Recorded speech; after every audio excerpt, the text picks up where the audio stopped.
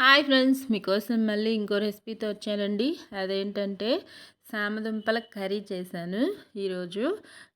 ఎప్పుడు సామదుంపలతోటి ఫ్రై లేకపోతే పులుసు, ఎక్కువ శాతం పులుసే చేస్తూ ఉంటారు.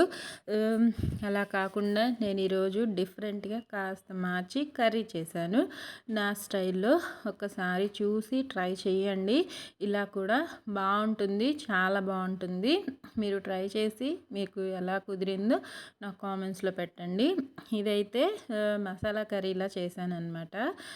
మీకు కంపల్సరీ నచ్చుతుంది. చపాతీలో అయినా రైస్లో అయినా తినచ్చు, బాగుంటుంది. ట్రై చేయండి. నా వీడియో నచ్చితే లైక్, కామెంట్, షేర్ చేయండి. సామదుంపల్ని నేను 1/2 కేజీ తీసుకొని చక్కగా కడిగి ఉడికించి పెట్టుకున్నాను.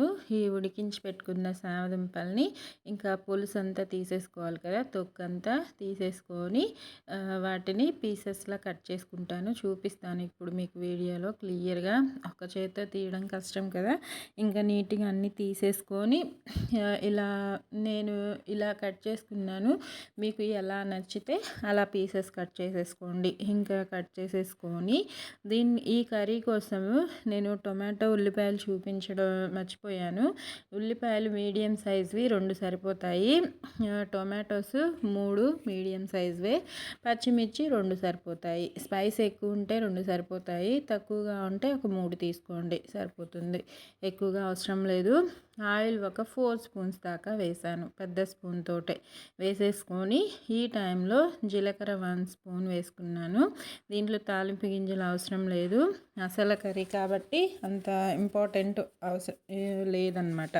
ఇంకా మనం కట్ చేసి పెట్టుకున్న ఉల్లిపాయలను వేసుకుంటున్నాను. చిన్న చిన్న పీసెస్ చేసుకున్నాను. ఉల్లిపాయలు 2 చెప్పాను కదా, అవి చిన్న పీసెస్ చేసుకొని హై ఫ్లేమ్లోనే పెట్టుకోండి. ఫ్లేమ్ అయితే ఈజీగానే ఫ్రై అయిపోతాయి. మనకి హైలో పెట్టామంటే ఈజీగానే ఫ్రై అయిపోతాయి. మనకి టైం లేనప్పుడు హైలోనే పెట్టుకోవాలి కాబట్టి నేను ఇలా చేసుకుంటున్నాను. మీకు టైం ఉంటే లో ఫ్లేమ్లో అయినా ఫ్రై చేసుకోండి. ఇంకా చక్కగా ఫ్రై అయిపోయాయి, మరీ డీప్గా అవసరం లేదు. కట్ చేసి పెట్టుకున్న పచ్చిమిర్చి, టొమాటో ముక్కల్ని కూడా ఈ టైంలో వేసేసుకుందాము. ఇంకా 3 టొమాటోస్ చెప్పాను కదా, గుర్తున్నాయా? ఇంకా వేసుకొని చక్కగా అవి కూడా మెత్తబడేంతసేపు మగ్గించేసుకుందాము. ఫ్లేమ్ లోలోకి మార్చేసుకొని మూత పెట్టి 5 మినిట్స్ మగ్గించుకుంటే మెత్తబడిపోతాయి. నేను ఈ లోపు పక్కన వేరుశనగ పప్పు, ఎండు కొబ్బరి, నువ్వులు ఈ 3 1 స్పూన్ తీసుకున్నాను పెద్ద స్పూన్ తోటి. ఎండు కొబ్బరి అయితే హాఫ్ చిప్ప తీసుకోండి, సరిపోతుంది. తీసుకొని ఇంకా ఫ్రై చేసుకున్నాను డ్రైగానే. అవి పౌడర్ చేసి పెట్టుకున్నాను. చూడండి, టొమాటో కాస్త మెత్తబడింది, కనిపిస్తుంది కదా మీకు. ఇలా మెత్తబడినప్పుడు మనం ఈ టైంలో ఇందాక ఏమి వేయలేదు కదా, ఈ టైంలో పసుపు, కారం, ఇంకా మసాలా పౌడర్ చూపిస్తాను ఏమేమి వేయాలో. అల్లం వెల్లుల్లి పేస్ట్ 1/2 స్పూను. ఇది వెజ్ కర్రీయే కాబట్టి ఎక్కువగా వేసుకొని అవసరం లేదు, 1/2 స్పూన్ సరిపోతుంది. వేసేసుకొని దాంతోపాటు పసుపు 1/2 స్పూను.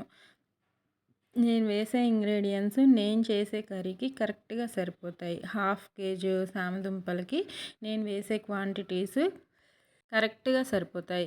ఎందుకంటే ఉప్పు కారాలు మాత్రము మీ టేస్ట్ని బట్టి, మీ స్పైసీని బట్టి వేసుకోండి.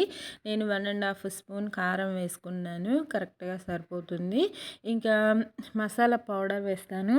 అదేంటంటే జీలకర్ర, ధనియాలు, 2 లవంగాలు, 1 యాలుక, 1/2 ఇంచు దాల్చిన చెక్క, ఇవి జీలకర్ర ఒక 1 స్పూను, ఇవన్నీ వేసుకొని 4 మిరియాలు, ఇంకా ఇవన్నీ వేసుకొని పౌడర్లా చేసుకున్న పౌడరు 1/4 స్పూన్ వేసుకుంటే సరిపోతుంది. మసాలా ఎక్కువ అవసరం లేదు. వేసేసుకొని ఇవి కాస్త ఫ్రై అయిన తర్వాత ఇదిగోండి మనం పౌడర్ చేసి పెట్టుకున్న ఆ పౌడర్ని కూడా వేసేసుకుందాము.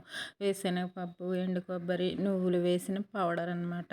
పౌడర్లానే వేసేసుకొని ఇప్పుడు అది మొత్తం నీట్గా కలిపేసుకొని అది ఉడికించడం పచ్చివాసన పోవాలి కాబట్టి ఉడికించడం కోసము ఒక 1/2 లోటా దాకా వాటర్ వేస్తున్నాను. చక్కగా ఉడికిపోతుంది. బాగా ఉడికి పచ్చి వాసన పోతే మసాలా పేస్ట్ మనకి కర్రీ టేస్ట్ బాగుంటుందన్నమాట. ట్రై చేయండి. ఇంకా ఇదిగోండి దగ్గర నుంచి చూడండి కనిపిస్తుంది కదా, హాఫ్ లోటా వాటర్ వేసాను. వేసేసుకొని చక్కగా మిక్స్ చేసుకొని మూత పెట్టి లో ఫ్లేమ్లో కుక్ చేసుకోండి. హైలో పెట్టామంటే అడుగు పట్టేసే ఛాన్సెస్ ఉంటుంది.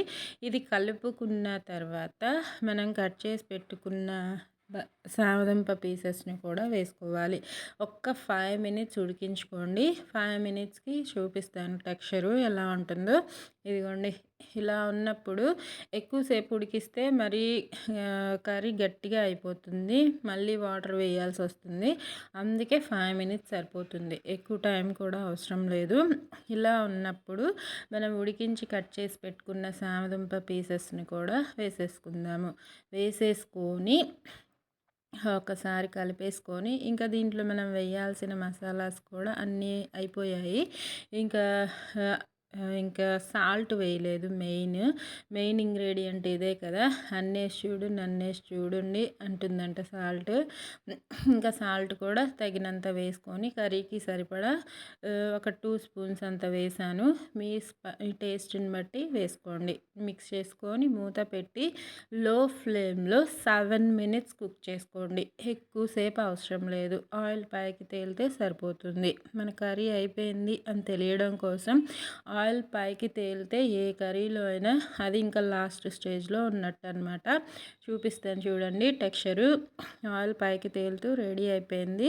ఇంకా కొత్తిమీర కరివేపాకు నేను తాలింపులో వేయలేదు, ఇలా లాస్ట్ వేస్తే ఫ్లేవర్ఫుల్గా ఉంటుంది. అందుకే నేను ఎప్పుడైనా కొత్తిమీర కరివేపాకు లాస్ట్లో వేస్తాను అనమాట. ఇంకా వేసేసుకొని చక్కగా మిక్స్ చేసుకొని మూత పెట్టి ఒక 2 మినిట్స్ ఉంచేసుకోండి లో ఫ్లేమ్లోనే. అయిపోయింది మన కర్రీ అయితే సూపర్గా రెడీ అయిపోయినట్టే. ఇంకా స్టవ్ ఆఫ్ చేసుకొని వేడి వేడిగా అన్నంతో అయినా చపాతీతో అయినా ఎంజాయ్ చేయండి. ఓకేనా? ఆరోగ్యంగా తినండి, సంతోషంగా ఉండండి. ఇంకా స్టవ్ ఆఫ్ చేసేసుకుంటే రెడీ అయిపోయింది మన కర్రీ. చూడండి ఎంత బాగుందో, కలర్ఫుల్గా, టేస్ట్ కూడా అంతే బాగుంది. నేను తిన్నాను కాబట్టి మీకు చెప్తున్నాను. ఓకేనా?